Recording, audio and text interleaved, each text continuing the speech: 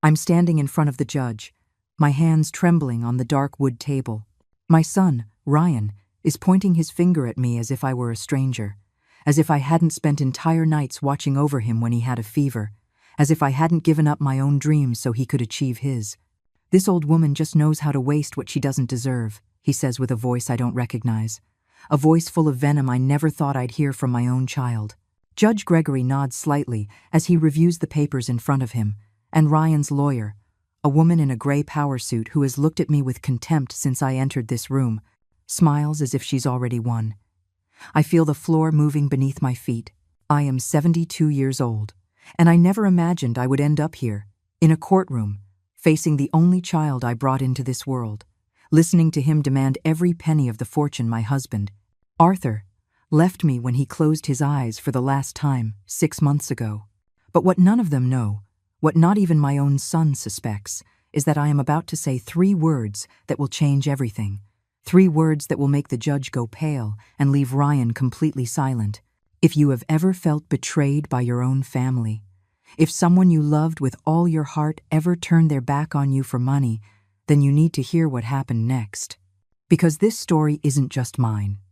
It belongs to all the mothers who have been judged, despised, and forgotten by the children they raised.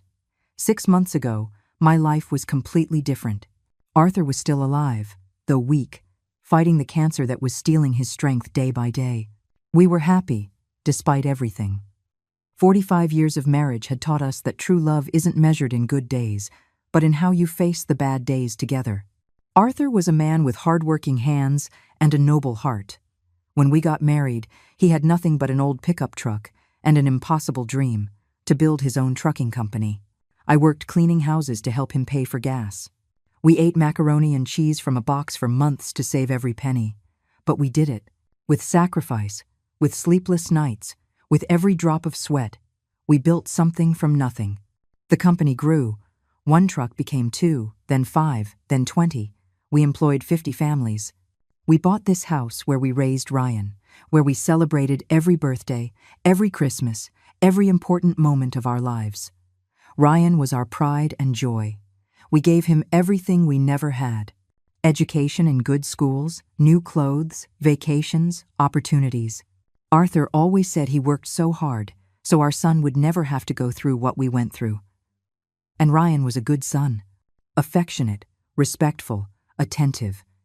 He came to visit us every week. He would hug me and say, "Mom, you're the best." Arthur and I would look at each other with those eyes that only parents understand, those eyes that say, "We did it. We raised a good man." Everything changed 3 years ago. Ryan met Genevieve at a business conference. She was elegant, well-dressed, always in high heels and expensive perfume. From the first day he brought her home, I knew something wasn't right. The way she looked at our house, as if she were evaluating how much everything was worth. The way she spoke to me, with that false politeness that hides contempt. But Ryan was in love. Or at least, he thought he was. They got married 6 months after they met. Arthur squeezed my hand during the ceremony and whispered, "I hope we're wrong about her." I nodded, even though my heart knew we weren't. Ryan's visits started to become less frequent. First, he'd come every 2 weeks, then once a month, then only on special occasions. He always had an excuse: work, traffic, commitments with Genevieve's family. When he did come, she came with him, and her eyes continued to evaluate, calculate, measuring the value of every object in our house. Then Arthur got sick. The diagnosis was devastating: pancreatic cancer, advanced stage. The doctors gave us 6 months, maybe a year if we were lucky. I called Ryan, crying. I needed my son. I needed his father to see him before it was too late. Ryan came, but Genevieve stayed in the car. "She's allergic to hospitals," he explained. I didn't say anything, but Arthur looked at me with those tired eyes that could still see the truth better than anyone. During those last few months, I cared for Arthur with every fiber of my being. I gave him his medicine, bathed him when he could no longer do it himself, read him his favorite books, held his hand during the nights of pain. Ryan would come to visit, but less and less. Always with Genevieve, always looking at his watch, always with Genevieve waiting for him somewhere. One afternoon, 2 weeks before Arthur died, My husband asked me to call his lawyer, Ruth. She was an older woman, a friend of the family for decades. Arthur was closed in our study with her for 2 hours. I waited outside, listening to the murmur of their voices through the door. When Ruth came out, her eyes were damp. She hugged me and said, "Margaret, your husband is a wise man. Trust him, even when he's no longer here." I didn't understand what she meant, but I nodded anyway. Arthur died at home, in our bed, with my hand in his. His last words were, "Forgive me for what's coming, my love." But it was necessary. Protect her. Ruth. I didn't understand. I just cried and held his body until it grew cold. The funeral was packed. 50 families who depended on the company came to say goodbye to the man who had given them work and dignity. Ryan was there, dressed in black, with Genevieve at his side wearing a wine-colored dress that seemed too flashy for a funeral. He didn't cry. Not a single tear for the father who had given him everything. A week after the funeral, Ruth came to the house with a thick folder full of documents. I sat on the same sofa where Arthur and I had watched so many movies together, where we had planned our future, where we had grown old holding hands. "Margaret, I need to read you Arthur's will," Ruth said in a soft but firm voice. I nodded, preparing myself to hear what I already imagined. Everything would be left to me, and eventually to Ryan when I was gone. But there was something else. Something Arthur had written in his own hand on the last pages of the will. Ruth read slowly, as if each word weighed a ton. "I leave all my assets, the company, the properties, and the bank accounts in a trust, managed by my wife Margaret, until such time as she deems appropriate. My son Ryan will receive his inheritance only when he demonstrates the character, honor, and respect I tried to teach him his entire life." I froze. "What does this mean?" Ruth looked me straight in the eye. "It means Arthur knew something you didn't want to see. He loved Ryan, but he didn't trust the people around him. This clause protects everything you built together. There was more. A special clause that Ruth didn't read aloud that day. She just told me it existed. There are specific conditions under which Ryan would lose all right to the inheritance forever. Arthur was very clear about it. Let's hope we never have to get to that point. I didn't tell Ryan any of this when he came for the official reading of the will 3 days later. He only heard that I would manage everything and that he would receive his share at the appropriate time. I saw his face tighten. I saw how Genevieve pressed her lips together until they turned white, but they didn't say anything that day. Not yet. I tried to go on with my life. The house felt empty without Arthur. Every corner reminded me of him. His coffee mug was still in the same place he left it the last morning he was able to get up. His favorite shirt hung in the closet. Sometimes I would wake up at night and reach out for his warmth, only to find cold sheets. Ryan stopped visiting me completely. When I called him, he always had an excuse. "I'm really busy, Mom. We have plans, Mom. Next week. I promise, Mom." But next week never came. 2 months after the funeral, I got a call from Ryan. "Mom, Genevieve and I want to invite you to dinner at our house. We need to talk about some things." My heart leaped with hope. Maybe my son finally wanted to reconnect with me. Maybe the pain of losing his father had made him reflect. I arrived at their house with an apple pie I had baked myself, Ryan's favorite since he was a kid. I rang the doorbell with a smile, imagining that maybe we could be a family again. Genevieve opened the door. She didn't smile. "Come in," she said curtly. The house was immaculate, decorated with expensive modern furniture. Everything was white, gray, and black. Cold. Lifeless. Without the family photographs, I always thought my son would hang on his walls. Ryan was sitting in the living room with a glass of wine in his hand. "Hey, Mom," he said, without getting up to hug me. I set the pie on the coffee table. No one touched it all night. Dinner was tense. Genevieve barely spoke to me. Ryan ate in silence, staring at his plate as if the answers to all his questions were written in the food. I tried to make conversation. I asked about his work, about his plans, about how they were handling the loss of Arthur. "That's precisely what we want to talk about," Genevieve said, dropping her fork onto her plate with a sharp clink. "About Arthur's money." My heart started to beat faster. "Money?" I asked, pretending not to understand. "Don't play dumb, Margaret," she continued, with a tone that made me feel like I was 5 years old and being scolded. We know Arthur left a considerable fortune. The company is worth millions of dollars. The properties, the bank accounts. And you have all of it. Genevieve, please, Ryan intervened weakly, but without real conviction. She ignored him. Ryan is the only son, the rightful heir. It's not fair that you, a woman your age, who never really worked, who was just a stay-at-home mom, control all that money. I felt as if I'd been slapped. Who never worked, I repeated in a trembling voice. I cleaned houses for years so Arthur could buy his first truck. I raised your husband. I kept this home running while Arthur built his company. That's not a real job, Genevieve said with disdain. Anyone can clean and cook. What Arthur built was thanks to his intelligence and effort, not yours. And now you, an old woman who probably doesn't even know how to use a computer, are going to waste everything he achieved. I looked at Ryan, waiting for him to defend me, waiting for him to tell his wife she was out of line, that she was disrespecting me. But my son just stared at his wine glass, swirling it slowly between his fingers. Ryan, I said in a broken voice, do you think the same thing? He finally looked up. I saw something in his eyes I had never seen before. It wasn't hatred. It was worse. It was indifference. As if I were an obstacle in his path, a problem he needed to solve. Mom, be reasonable, he said in a tired voice. You don't need all that money. You live alone in that huge house.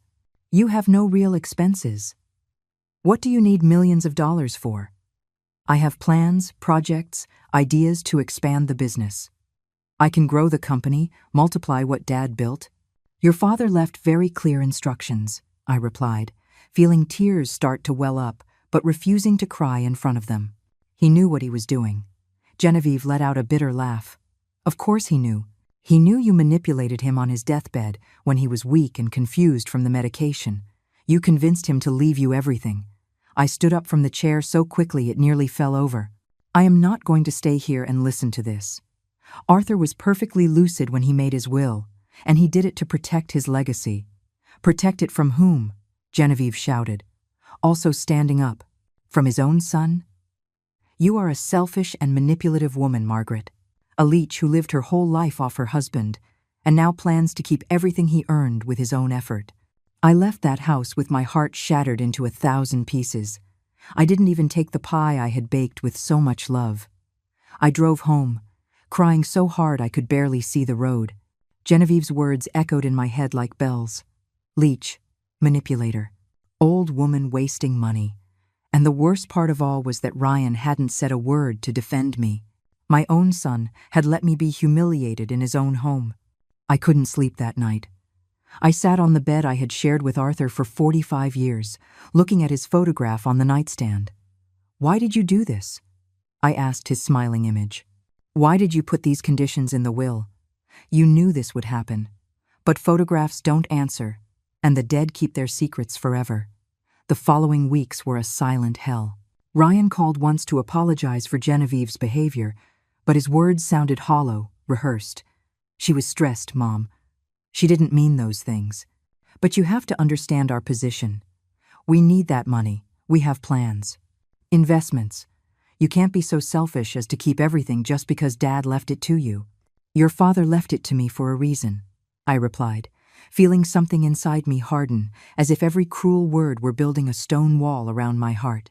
And when the time is right, you will receive what you're owed. Ryan sighed with frustration. And when will that be? When you're 90? When I'm too old to enjoy it? It's not fair, Mom. He hung up without saying goodbye. I stood there with the phone in my hand, listening to the dial tone as if it were the sound of my heart breaking over and over. I tried to distract myself by managing the company. Ruth helped me understand the numbers, the contracts, the daily operations. I discovered that Arthur had been more meticulous than I imagined. Every document was perfectly organized, every decision backed by detailed analysis. The company wasn't just successful, it was solid as a rock. But I also discovered something disturbing. There were outstanding invoices in Ryan's name, loans that Arthur had quietly paid off over the last 2 years. $30,000 here, $50,000 there, all marked personal loan to Ryan. Confidential. My son had been borrowing money from his father, and I never knew. Why did Arthur never tell me? I asked Ruth, pointing to the documents with a trembling hand. She sighed deeply. Because he knew you, Margaret. He knew you would defend Ryan, no matter what. Arthur wanted to protect you from the truth, as much as he wanted to protect his company. That's why he put those clauses in the will. He saw something you didn't want to see. That night, I sat in Arthur's study and went through every document, every email he had saved, every note he had written. And there it was, hidden among business papers, a letter addressed to me. My name written in his shaky handwriting from his last days. I opened it with hands that couldn't stop trembling. My dearest Margaret, it began. If you are reading this, it means I'm no longer with you, and it probably means Ryan is pressuring you for the money. Forgive me for not telling you sooner, but our son has problems that I tried to solve in silence. He has gambling debts, Margaret. Big ones. For 2 years I've been paying them off secretly, hoping he would mature, that he would leave those vices behind. But every time I paid one off, another appeared. Genevieve knows. In fact, I think she encourages him. I've done some research and found that she also has debts, from credit cards, from personal loans. They got married not for love, but because they both needed money and thought I was an inexhaustible source. I had to stop because tears were blurring my vision. My son, my little Ryan, who had been so innocent, so pure. How had it come to this? I continued reading, my heart broken. I didn't tell you anything because I know how much you love our son. I know you would have sold everything, mortgaged our house, left yourself with nothing just to save him. But, Margaret, there are people who don't want to be saved. There are people who just want more and more until they destroy everything. That's why I made the will this way. To protect you, to protect what we built together, and to give Ryan one last chance to show who he really is. If he comes to you with humility, with respect, with true love, then you will know my son still exists inside that man. But if he comes with lawyers, with demands, with cruelty, then you will know we lost him a long time ago. In that case, Margaret, show no mercy. Activate the special clause in the will. Ruth knows what to do. Protect our legacy. Protect the 50 families who depend on the company. And above all, protect yourself. I love you beyond death. Forever yours, Arthur. I cried for hours, holding that letter to my chest. Arthur had known everything. He had seen the future with a clarity that I, blinded by my mother's love, never had. And now he had left me with an impossible decision: believe in my son or believe in my husband. 3 months after the funeral, while I was still processing the truth about Ryan, while I was still torn between my love as a mother and the reality Arthur had seen, the final blow came. A yellow envelope delivered by a courier. Inside was a court summons. Ryan was suing me. He wasn't asking for a part of the inheritance. He wasn't suggesting a negotiation. He was demanding everything. Absolutely everything. The company, the properties, the bank accounts, even the house where I had raised him. And his legal argument was devastating. I was an elderly woman, mentally incompetent, incapable of managing a company, and he was the rightful heir who had been unjustly stripped of his rights by a will written under undue influence. I sat on the living room floor with that summons in my hands, and I felt as if the world had stopped. My son didn't just want to take the money. He wanted to declare me incompetent. He wanted to humiliate me publicly. He wanted to destroy me. I called Ruth immediately. She came to the house that same afternoon with an expression that mixed sadness and determination. I knew this would happen, she said, sitting across from me. Arthur warned me. That's why we drafted the will in that specific way. Margaret, do you remember the special clause I mentioned? I nodded weakly. It's time you knew all of it, Ruth continued, opening her briefcase and taking out another document. Arthur wrote this: if my son Ryan legally attempts to take what I have left my wife, if he sues her, if he takes her to court, if he tries to declare her incompetent or in any way use the law to strip her of her inheritance, then he automatically forfeits all right to receive any part of my estate. Not only does he lose his future inheritance, but he is explicitly excluded forever. In that case, my wife has complete authority to dispose of all assets as she deems appropriate, including donations, sales, or any other action that protects the legacy we built together. The silence that followed Ruth's words was so deep I could hear my own heart beating. "You're saying that if I go to that court, Ryan loses everything automatically?" I asked in a barely audible voice. Ruth nodded slowly. "Exactly. Arthur knew that if your son went to the extreme of suing you, it meant there was nothing left of the man you raised. This was his way of giving you definitive proof, and it was also his way of protecting the company and everything he built." I got up and walked to the window, looking at the garden Arthur and I had planted together so many years ago. The rose bushes he pruned every spring were now growing wild, without his careful hand. "And what if I don't go to court?" I asked without turning around. "What if I just give him what he's asking for?" "Then you would betray your husband's final wish," Ruth replied firmly. "And you would allow Ryan and Genevieve to destroy in months what took you decades to build?" "Margaret, I've done some digging. I know why they need so much money so desperately. Your son has gambling debts of over $200,000. Genevieve has credit card balances totaling another $150,000. Together, they owe so much that if you give them the company, they will sell it off in pieces to pay their creditors. The 50 families who depend on those jobs will be left on the street." That information hit me like a fist to the stomach. It wasn't just about Ryan and me. There were 50 families who trusted the company to keep running, fathers who fed their children with those salaries, mothers who paid for school and medicine. Did I have the right to sacrifice all of that to save a son who clearly didn't want to be saved? "I need to think," I told Ruth. She put her hand on my shoulder kindly. "You have 2 weeks before the hearing. But Margaret, you need to know something else. I've hired a private investigator.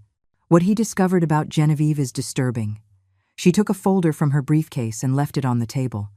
"This explains a lot. Read it when you're ready." After Ruth left, I stared at that folder for hours, not daring to open it. Part of me didn't want to know anymore. Part of me wanted to keep believing that maybe this was all a terrible misunderstanding, that my son was still in there somewhere, trapped but not lost. Finally, when night had completely fallen, I opened the folder. What I read chilled my blood. Genevieve had been married before, twice. Both marriages had ended after she emptied her husband's bank accounts. The first had been an older businessman, the second a successful lawyer. In both cases, the pattern was the same. She would marry, take control of the finances bit by bit, accumulate debts in their names, and then disappear with whatever she could carry before they realized what was happening. There were photographs in the report. Genevieve at casinos, signing large checks. Genevieve with a man who was not Ryan, entering expensive hotels. Dates and places that corresponded to the last 6 months, after Arthur had died. My daughter-in-law hadn't just manipulated my son into suing me. She was cheating on him while she did it. The question that tormented me was, should I tell Ryan the truth about his wife? Or should I let life teach him the lesson he clearly needed to learn? Arthur would have known what to do. Arthur always knew what to say, how to act. But Arthur was gone, and I had to make this decision alone. I spent those 2 weeks in constant agony. Every time the phone rang, I hoped it would be Ryan, calling to apologize, to say he had made a terrible mistake, that he would drop the lawsuit. But he never called. Not once. My son had decided his path, and that path ran right through me as if I were an unimportant obstacle. I tried calling him. 3 times I dialed his number, and 3 times I hung up before it rang. What would I say? Please don't do this to me? I still love you despite everything? Your father knew this would happen, and that's why he left you out of the will? Nothing seemed right. Everything seemed desperate and weak. The 4th time I dialed, I let it ring. Genevieve answered. "What do you want, Margaret?" she asked in that cold tone that was now so familiar. "I need to talk to my son," I replied, trying to keep my voice steady. "Your son is busy preparing for the trial where he will finally get back what rightfully belongs to him." "Genevieve, please," I begged, hating myself for pleading but unable to stop it. "It doesn't have to be this way. We can sit down. Talk like a family." She laughed, a cruel laugh that cut me like glass. "Family? You stopped being family the day you decided to steal the money that belonged to Ryan. See you in court, old woman. And prepare to lose everything."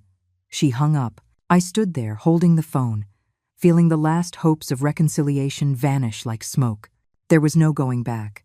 Ryan had made his choice, and I would have to make mine.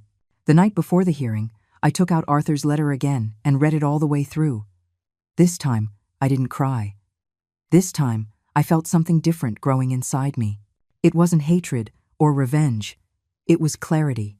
Arthur had left me this test knowing exactly what would happen. He had seen something in Ryan that I had refused to see. Weakness, greed, a lack of character, and he had given me the tools to protect myself. "It's okay, my love," I told Arthur's photograph that night. "I'll do what you asked. I will protect our legacy, and I will let Ryan face the consequences of his decisions." I slept better that night than I had in 3 months. For the first time since Arthur died, I felt I wasn't completely alone. He had foreseen this. He had prepared me, and now it was my turn to honor his final wish. The morning of the hearing, I put on a pearl-colored dress that Arthur always said made me look dignified and strong. I did my makeup carefully, not to hide my age, but to show that a 72-year-old woman could have all the dignity and strength in the world. I looked in the mirror and saw someone who had survived 45 years of marriage, who had built an empire from scratch with her husband, who had raised a son with all her love.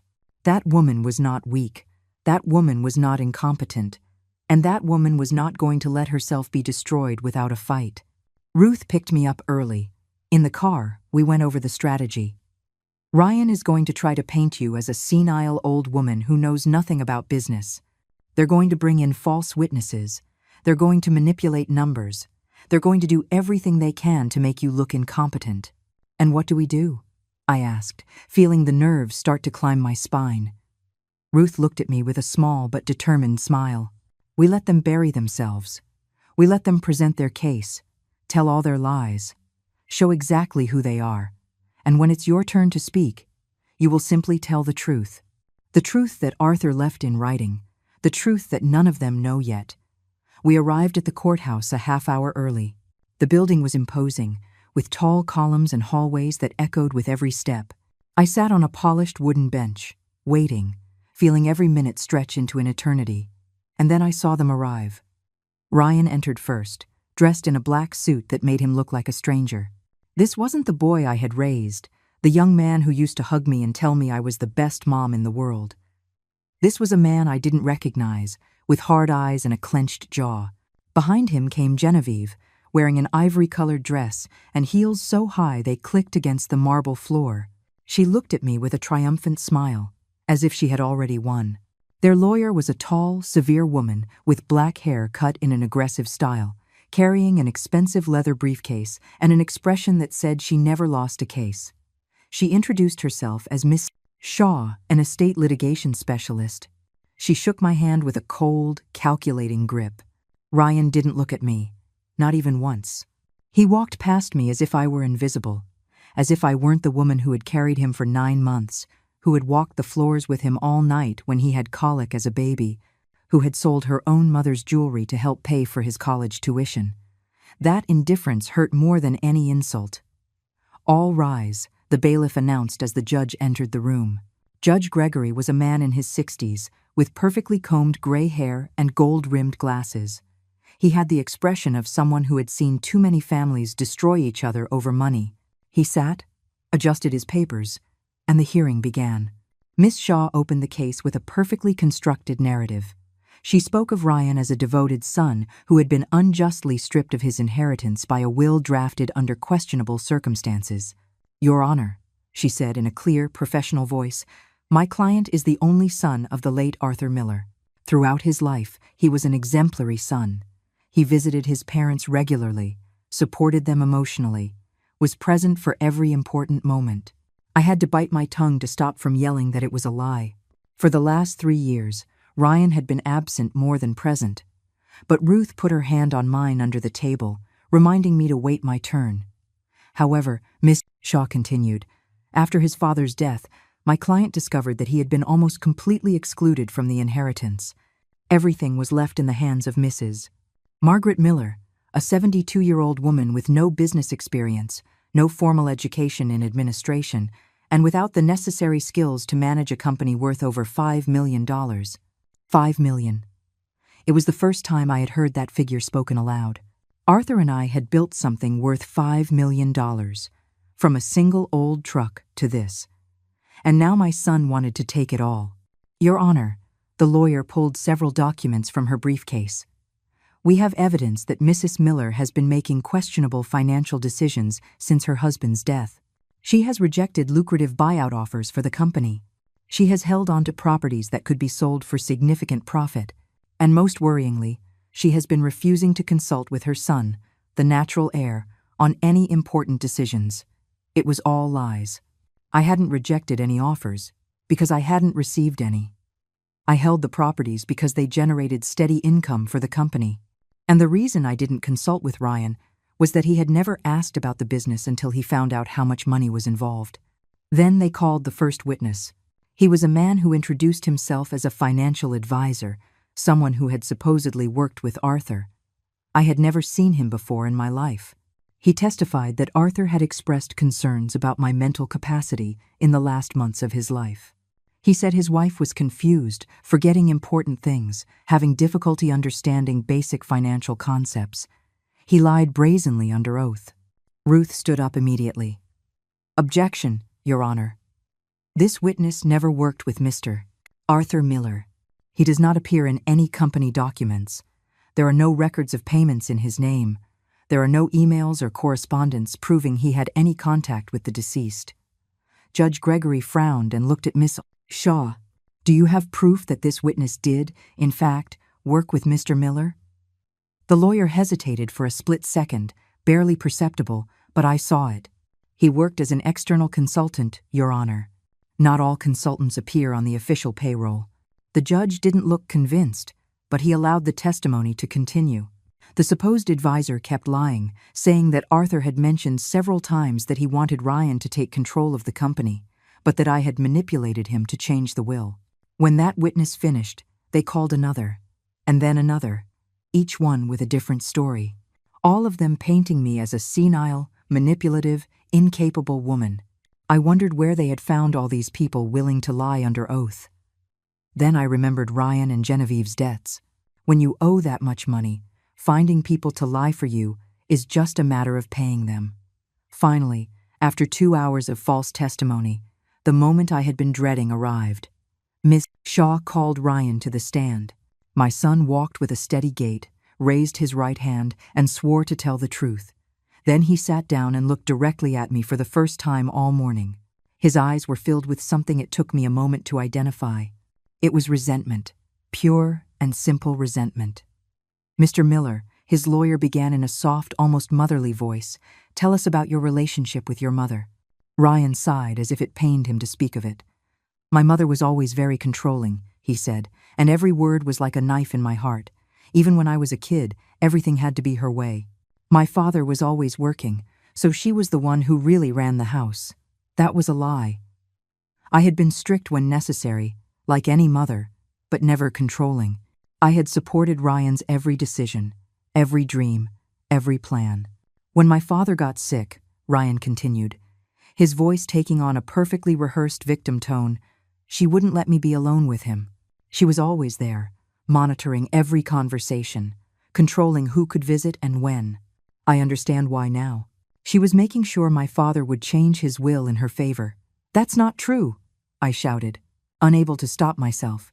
The judge banged his gavel. "Order in the court. Mrs. Miller, you will have your chance to speak. For now, you must remain silent, or I will have you removed." I bit my lip until I tasted blood. Ruth squeezed my hand hard. Ryan kept talking, building a narrative where I was the villain and he was the poor son who had been robbed by his own greedy mother. He talked about how I had cut off all contact with him after Arthur's death, how I refused to answer his calls or meet with him. He omitted the part where he had stopped visiting me first, that his only calls were to demand money, that the only meeting we had ended with his wife calling me a leech. "My mother never worked a single day in her life," Ryan said with a conviction that made me wonder if he actually believed his own lies or if he was just such a good actor he could fool himself. "Everything we have was built by my father. He was the genius, the hard worker, the visionary. She was just a housewife. And now she's pretending to control an empire she didn't build, doesn't understand, and is destined to destroy through her own ignorance. Every word was like venom dripping into my ears. Is this how my son saw me? Is this how he remembered his childhood? Did he not remember the nights I spent ironing his clothes so he'd look nice for school? Did he not remember that I sold the only gold ring my mother had left me to pay for his summer camp? Did he not remember that I worked cleaning houses, on my knees on other people's floors, so his father could buy that first truck? And now, Ryan's voice broke with an emotion that would have seemed genuine if I didn't know the truth. I'm here because I have no other choice. My mother has become irrational. She spends money on unnecessary things. She rejects advice from professionals. And what's most worrying is that she's showing clear signs of mental decline. She forgets conversations. She confuses dates. Sometimes she doesn't even remember if she's taken her medication. That's when I lost it. I shot up from my chair so fast it fell backward with a crash that echoed through the room. Liar! I screamed with all the strength in my lungs. How dare you? How dare you invent those lies about your own mother? Judge Gregory banged his gavel repeatedly. Mrs. Miller, this is your final warning. Sit down immediately, or I will have you removed from this courtroom. Ruth pulled me down by the arm, whispering urgently in my ear. Margaret, control yourself. This is exactly what they want. They're trying to make you look unstable. Don't give them what they're looking for. I sat down, trembling with rage and pain. Ryan looked at me with an expression that could have passed for concern if I hadn't seen the hidden satisfaction in his eyes. He was enjoying this. My son was enjoying watching me suffer. Miss Shaw used my outburst perfectly. As you can see, Your Honor, Mrs. Miller is exhibiting erratic and irrational behavior. She cannot control her emotions, even in a formal setting like this court. How can we trust her to make rational decisions about millions of dollars and the future of 50 families who depend on that company? Then Genevieve was called to the stand. She swore to tell the truth with her hand on the Bible, and I wondered if the book would burst into flames from the contact with such falsehood. She sat with perfect posture, crossed her legs elegantly, and began her performance. My mother-in-law has always treated me with hostility, she said in a soft, victim-like voice, from the day I met Ryan. I think she couldn't accept that her son had his own life, his own family. I tried to get close to her many times. I'd invite her to dinner. I'd call her. I'd send her flowers on her birthday, but she always rejected me with coldness. Lies. All lies. I had welcomed her into my home with open arms. I had tried to know her, to understand her, to love her like a daughter, but she had always looked at me with those calculating eyes, evaluating, measuring, planning. After my father-in-law passed away, Genevieve continued, and now her voice adopted a tone of deep sadness. The situation got worse. Margaret became paranoid. She accused us of only wanting the money. She would scream at us when we tried to visit. One time, she even threatened to call the police if we didn't get off her property. That part had happened, but she conveniently left out that they had shown up unannounced, with a notary, demanding I sign papers that would give them power of attorney over my bank accounts. Of course I kicked them out. Any sane person would have. What worries me most, Genevieve said, looking directly at the judge with eyes glistening with perfectly timed fake tears, is that Margaret is putting Arthur's legacy at risk. He worked his entire life to build that company. And now it's in the hands of someone who knows nothing about business, who refuses to listen to advice, who is letting it all deteriorate out of sheer pride and stubbornness. Judge Gregory was taking notes as Genevieve spoke. I tried to read his expression, but it was impossible. He was a professional who had perfected the art of not showing what he was thinking.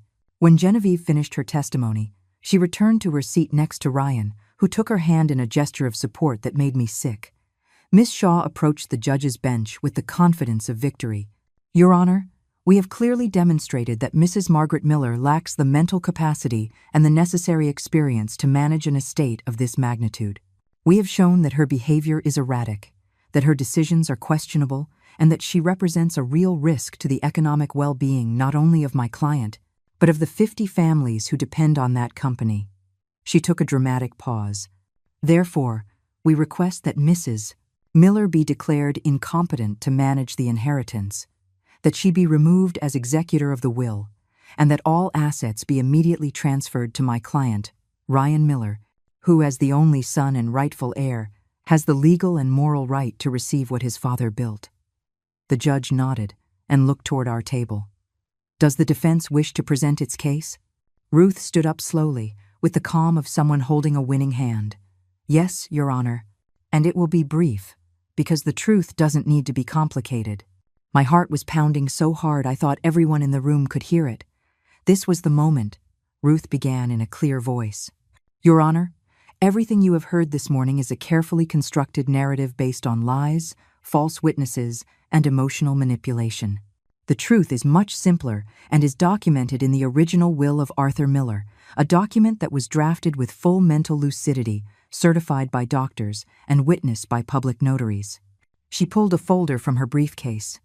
But before we get into legal details, I would like Mrs. Margaret Miller to share something with this court, something her son has clearly forgotten or chosen to ignore. Margaret, please take the stand. I stood up on trembling legs. I walked to the stand, feeling the weight of all those eyes on me. The bailiff had me swear to tell the truth. I put my hand on the Bible and swore, knowing that every word I was about to say was true, even if it hurt, even if it destroyed my son, even if it ended any chance of reconciliation. I sat down and looked Judge Gregory directly in the eye. Your Honor, my name is Margaret Miller. I am 72 years old. I was married to Arthur Miller for 45 years until his death 6 months ago, and I am here because my only son is suing me for money he believes belongs to him. My voice sounded firmer than I expected. Ruth had prepared me for this moment, but nothing could truly prepare me to look my son in the eye as I destroyed his lies one by one. My son says I never worked. That is a lie. I worked cleaning houses for 10 years so his father could buy his first truck. I worked in the company office for another 20 years, doing the bookkeeping, handling clients, organizing routes. I don't have a college degree in business, that's true. But I built this company alongside my husband, brick by brick, with my own hands. I saw Ryan's jaw clench. Genevieve was whispering something in his ear, probably telling him to stay calm. My son says I have excluded him from my life after his father's death. That is also a lie. He stopped visiting me long before that. The only times he has called me in the last 6 months have been to demand money. My son says I show signs of dementia, that I forget things, that I am irrational. That is completely false. I took a folder from my bag that Ruth had given me that morning. I have medical reports here from the last 3 months. Complete cognitive exams performed by 3 different neurologists. They all certify that I am in full command of my mental faculties. My memory is perfect. My judgment is clear, and I am more than capable of making my own decisions. Judge Gregory held out his hand, and the bailiff took the documents to him. I watched as he reviewed them carefully, his eyebrows raising slightly. These are very thorough reports, he commented. Why did you decide to have these exams, Mrs. Miller? Because my lawyer warned me this would happen, I replied, looking directly at Ryan. She told me my son would try to declare me incompetent to steal what his father left me. So I prepared. I made sure I had all the necessary documentation to prove that I am perfectly sane and capable. Ruth then approached with another folder. Your Honor, we also have the company's financial statements for the last 6 months. Since Mrs. Miller took full control, the company has increased its profits by 22%. She has closed 3 major new contracts. She has improved working conditions for the employees, and she has maintained 0 debt. For someone supposedly incompetent, those are extraordinary results. I saw Miss Shaw's face turn pale. They clearly hadn't expected us to have such thorough documentation. The judge reviewed the financial statements with a growing look of interest. These numbers are impressive, he admitted. Mrs. Miller, how did you achieve this growth? By listening to the people who actually know the business, I answered honestly. The managers my husband trained for years. The drivers who have been with us from the beginning. I don't pretend to know everything, Your Honor, but I know how to recognize talent and loyalty when I see them. And I know my responsibility isn't just to protect the money, but to protect the 50 families who depend on this company to survive. Then Ruth dropped the bomb I had been waiting for. Your Honor, there is something the plaintiff and his counsel do not know about Arthur Miller's will, something that changes this case completely. She took out a thick document and placed it in front of the judge. This is the complete will, not the summarized version that was read after the funeral. It contains specific clauses that were never publicly disclosed. The judge took the document and began to read. The silence in the room was so deep I could hear my own breathing. I watched the judge's eyes move from line to line, his expression gradually changing from neutral to surprised, and then to something that looked like respect, mixed with sadness. "This is extraordinary," the judge muttered, more to himself than to the room. He then looked up and stared directly at Ryan. "Mr. Miller, did you know about this clause in your father's will?" Ryan looked confused. "What clause, Your Honor?" "I read the will. Everything was left to my mother with some vague promise that I'd get my share when it was appropriate." "There's more to it than that," the judge said in a grave voice. "Much more." He looked at Ruth. "Do you want to explain, or would you prefer I read it aloud?" Ruth looked at me, and I nodded. It was time for the whole truth to come out. "Allow me," Ruth said, taking the document. Her voice filled the room with the words Arthur had written, knowing exactly what was going to happen. The will of Arthur Miller. Special clauses drafted 2 weeks prior to his death. I, Arthur Miller, being of sound mind and body, as certified by the doctors present, do hereby establish the following. All my assets are to be placed in a trust managed by my wife, Margaret Miller. My son, Ryan, is not excluded from this inheritance, but his access to it is conditional. Ryan leaned forward in his chair, finally paying full attention. "The conditions are these," Ruth continued. "Ryan will receive his inheritance when he fulfills any of the following requirements. First, that he demonstrates for a minimum period of 2 years that he can hold a stable job and live within his means without accumulating gambling debts or irresponsible loans. Second, that he shows genuine respect toward his mother and acknowledges the sacrifice both his parents made for him. Third, that he demonstrates a real interest in the well-being of the company and its employees, not just in its monetary value." Ryan's face had gone from confusion to horror. "But there is an additional clause," Ruth said, her voice turning harder. "A clause Arthur hoped never to use, but which he included as a precaution. And I quote directly, 'If my son Ryan sues his mother, takes her to court, attempts to declare her incompetent, or in any way uses legal means to try and strip her of what I have left her, then he automatically and irrevocably forfeits all right to any part of my estate.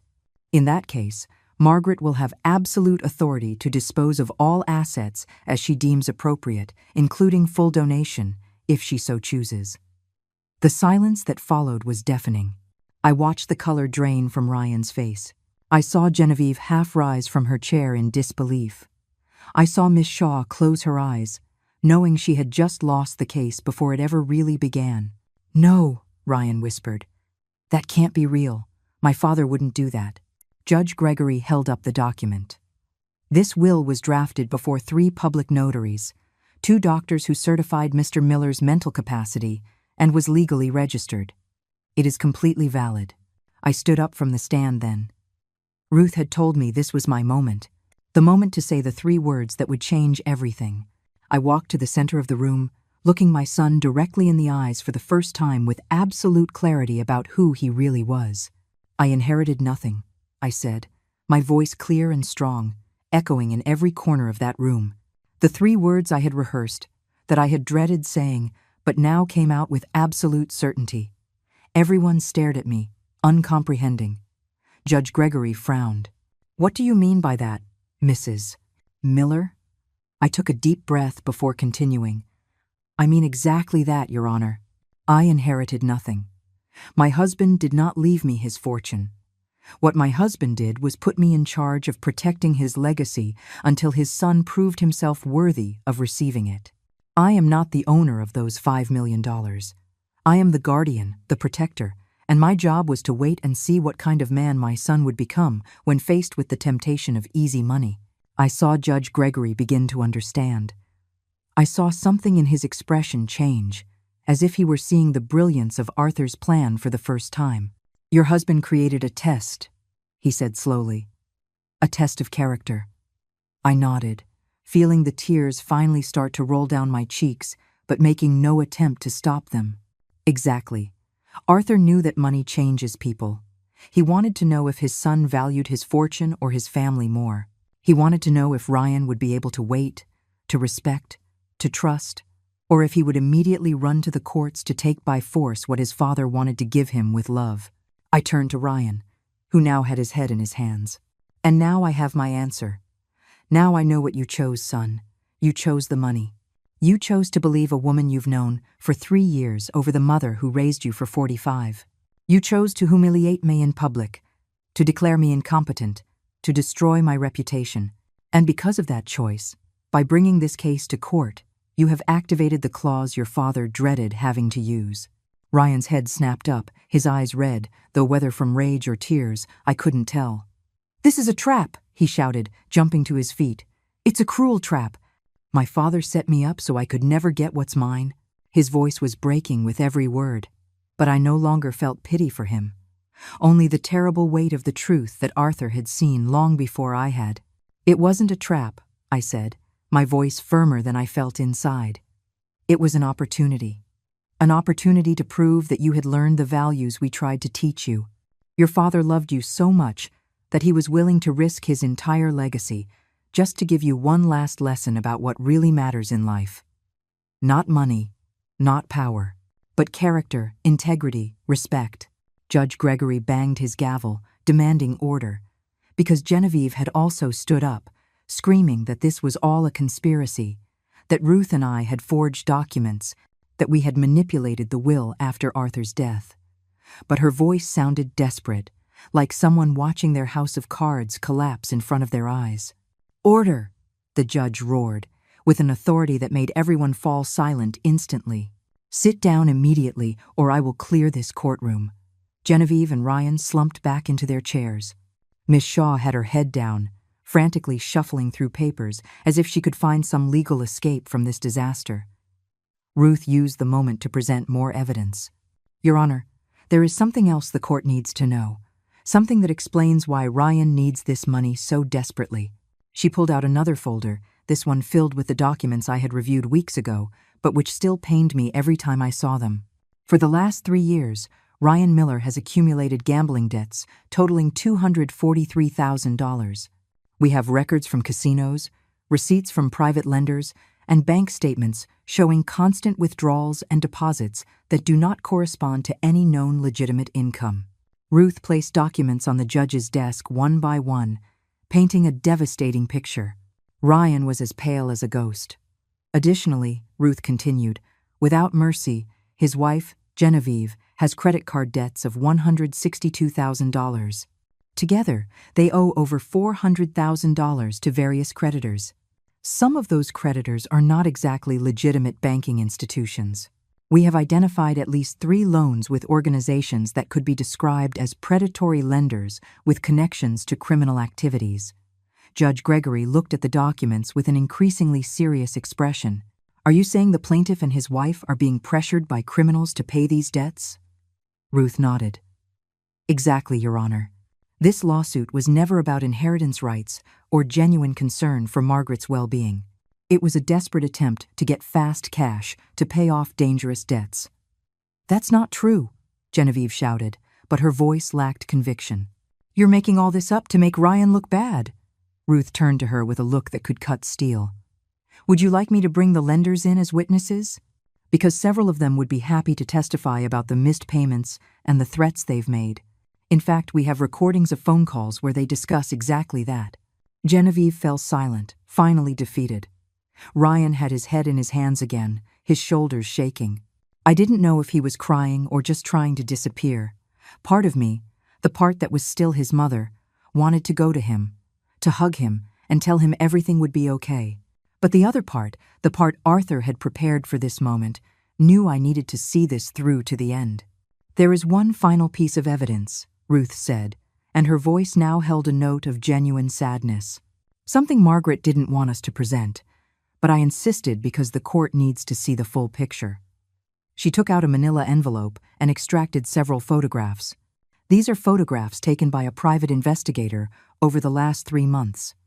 They show Genevieve Miller in the company of another man, not her husband, entering hotels, expensive restaurants, always paid for with credit cards that are in both of their names. The photographs were passed from hand to hand until they reached the judge. I didn't want to look, but I couldn't help it. There was Genevieve, laughing with a younger man, entering a luxury hotel, her hand on his back with a familiarity that left no doubt. The dates on the photos corresponded to days when she had told Ryan she had work meetings or family commitments. Ryan finally looked up as the bailiff placed the photographs in front of him. I saw the exact moment his world fell apart. I watched him look at each image, his face shifting from disbelief to recognition, and then to total devastation. He turned slowly toward Genevieve, who was now staring at the floor, with no defense possible. "Genevieve?" His voice was just a broken whisper. "What is this?" She didn't answer. She couldn't. There were no words that could explain the inexplicable. There were no excuses that could justify the unjustifiable. Her silence was answer enough. "Your Honor," Ruth said, retaking control of the room, "we present all this evidence not to humiliate the plaintiff, but to show the full context of this lawsuit. Ryan Miller did not come to this court because he was worried about his mother's well-being or his father's legacy. He came because he is desperate, manipulated, and trapped in a situation he created with his own bad decisions. And instead of asking his family for help, he chose to destroy it." Judge Gregory leaned back in his chair, taking off his glasses to rub his tired eyes. He had seen many horrible family cases in his career, but even for him, this seemed particularly painful. "I need a recess," he finally announced. 30 minutes. When I return, I will give my verdict." He stood and left through a back door. The bailiff announced the recess, and suddenly everyone was in motion. Ryan was still sitting motionless, staring at the photographs as if he could change what they showed just by looking at them long enough. Genevieve stood up quickly and tried to leave the courtroom, but Ryan grabbed her by the arm. "Don't you dare leave," he said, in a voice I had never heard from him before, a voice full of pain and rage and betrayal. "You stay here and face what you did. You owe me that much, at least." She ripped her arm away with a violent tug. "I don't owe you anything. You're just as guilty as I am. You're the one who agreed to sue your own mother. I just gave you the push you needed." "For the money?" Ryan asked, and now the tears were streaming freely down his face. "You did all this for money? The hotels with that man? Convincing me to destroy my relationship with my mother? All for money?" Genevieve laughed, a bitter, ugly laugh. "And why did you do it? For the love of justice?" "Don't be a hypocrite, Ryan. We both wanted the money. The difference is, at least I'm honest about it." She left then, her heels echoing on the marble floor like gunshots. Ryan was left alone at his table, surrounded by the wreckage of his life. Miss Shaw gathered her things quickly, and left too, probably already calculating how to distance herself from this disastrous case before it affected her reputation. I slowly approached Ryan. Ruth tried to stop me, but I shook my head. I needed to do this. I sat in the chair next to him, where Genevieve had been sitting just moments before. "Mom," he said without looking at me, his voice broken in 1,000 pieces. "I'm sorry. I'm so sorry. I don't know how I got to this point. I don't know when I became this person." I placed my hand on his, the hand I had held when he took his first steps, that I had bandaged when he scraped his knees playing, that I had clapped for at every one of his achievements. "I don't know either, son. But I know your father saw this coming long before any of us. That's why he did what he did. Not to punish you, but to give you a chance to wake up before it was too late. But it is too late," Ryan whispered. "I've lost everything. The inheritance, my marriage, your respect, everything." I looked at him then, really looked at him, trying to find the boy he had been in the broken man who sat before me. "You haven't lost everything," I said softly. "You're still alive. You can still change. You can still become the man your father hoped you would be. But, Ryan, that has to start with you. Not with money, not with inheritances, but with looking in the mirror and deciding who you want to be." He finally looked at me, his eyes red and swollen. "Can you ever forgive me?" The question broke my heart because I didn't have an easy answer. "I don't know," I admitted honestly. "What you did today, how you humiliated me, the lies you told about me, that doesn't get erased easily. But you are my son. And that's a connection that not even you could completely break, even though you tried with all your might. The bailiff announced that the judge was returning. Ryan and I separated, each returning to our side of the room, but something had changed in those 30 minutes. It wasn't reconciliation. It wasn't even forgiveness. It was simply the acknowledgement of a painful truth that we would both have to carry for the rest of our lives. Judge Gregory entered with a solemn expression. He sat, organized his papers, and looked at all of us with the gravity of someone about to change lives forever. I have reviewed all the evidence presented. I have read the complete will of Arthur Miller multiple times. And I must say, in 30 years on the bench, I have never seen a document so meticulously designed, nor a situation so tragically predictable. He paused, letting his words settle in the room. Arthur Miller was not just a successful businessman. He was a man who deeply understood human nature. He saw the weakness in his son, and instead of simply disinheriting him, he gave him a test, an opportunity to prove that the values he tried to instill in him his entire life had taken root enough to withstand the temptation of easy money. The judge looked directly at Ryan. "Mr. Miller, you failed that test. You didn't just fail it. You failed it in the most spectacular way possible. You sued your own mother. You attempted to declare her incompetent with false testimony.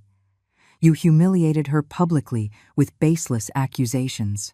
And you did it all while your wife was deceiving you, and you were both racking up debts you planned to pay with your family's money."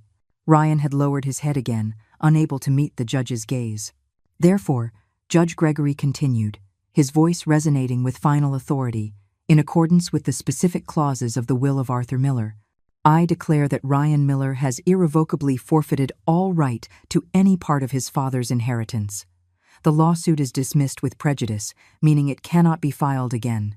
And Mrs. Margaret Miller maintains complete authority over all assets of the estate to dispose of them as she deems appropriate." The gavel struck the desk with a sound that signaled the end of everything.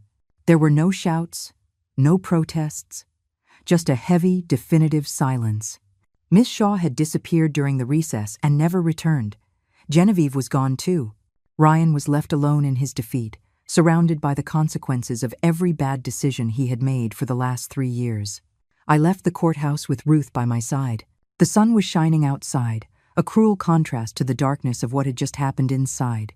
"You did it," Ruth said, putting a hand on my shoulder. "You protected Arthur's legacy, exactly as he wanted." I nodded, but I didn't feel victorious. I just felt an enormous emptiness where my family used to be.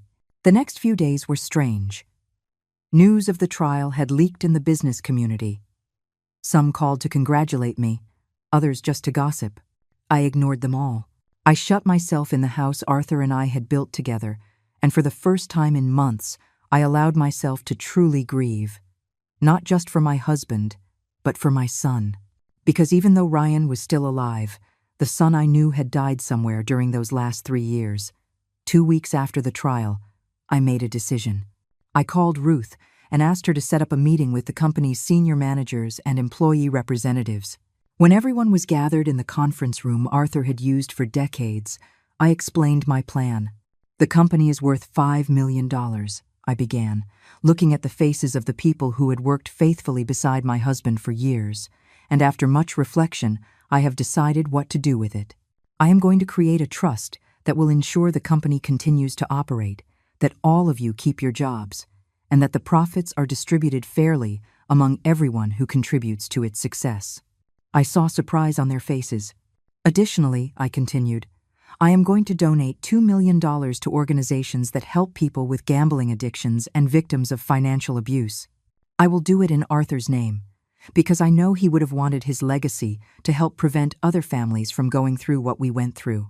One of the oldest managers, a man named Cesar who had worked with Arthur from the beginning, raised his hand. "And what about you, Mrs. Miller? What will you do with the rest?" I smiled for the first time in weeks. "With the rest, I'm going to live.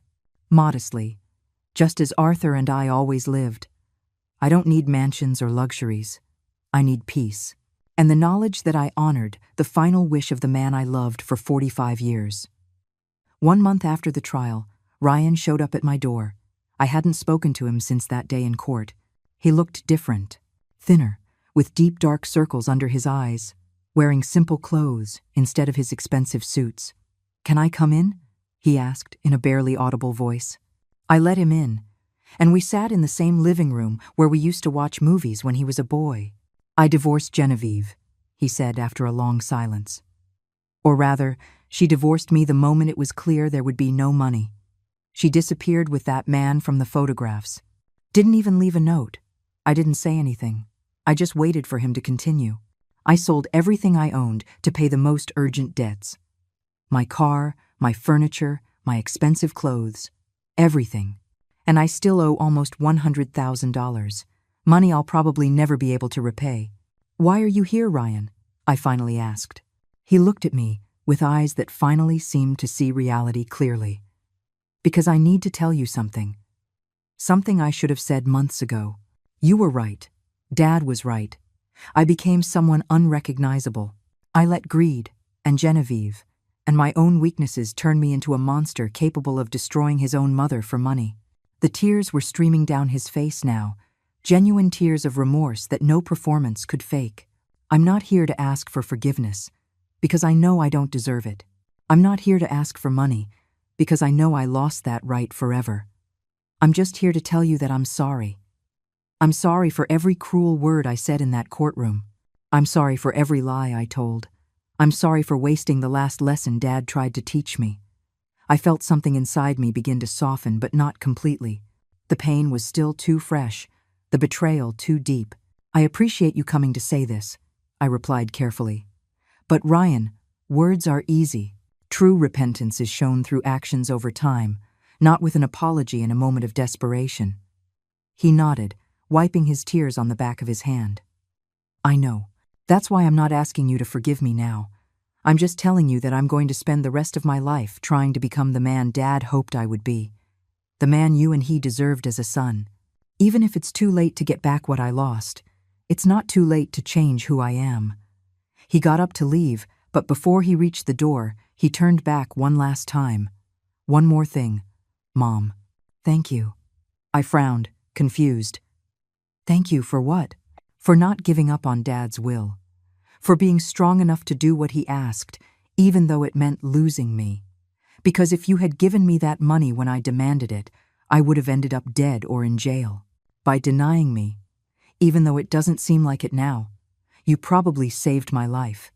He left then, and I was alone again in that house full of memories. But this time, the silence felt different. It wasn't the silence of defeat, but the silence of resolution. Arthur had been right about everything, about Ryan, about Genevieve, about what money can do to people, and he had left me the tools to protect his legacy and perhaps without knowing it, to save our son from himself. 6 months later, the company was still growing.